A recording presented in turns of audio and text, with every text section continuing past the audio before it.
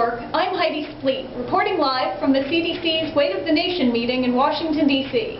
Data presented at the meeting show that obesity now costs the United States approximately $147 billion a year.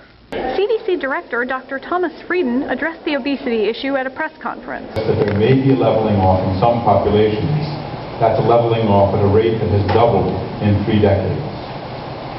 The average American is now 23 pounds overweight, and collectively we are 4.6 billion pounds overweight.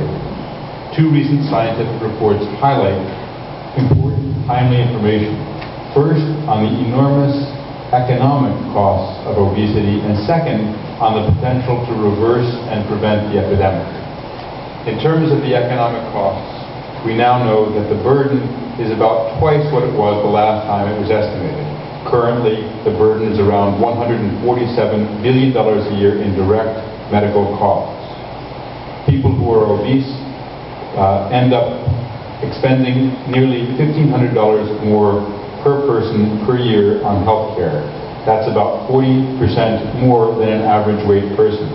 Lead author Eric Finkelstein, Ph.D., of the Research Triangle Institute, compared obesity-associated medical costs in the United States in 1998 versus 2006 and found a 37% increase. Dr. Finkelstein commented on the physician's role in combating obesity.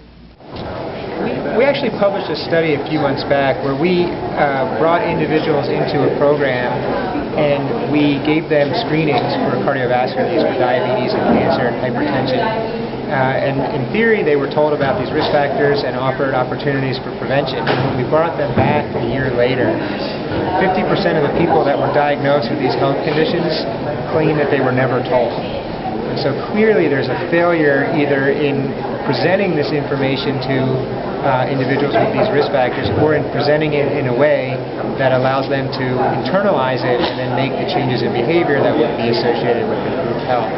So I would argue that physicians first need to figure out how to convey messages to their patient population such that people get the message and then are energized to make those changes in behavior that could be associated with mitigation. For Global Medical News, I'm Heidi Spleet.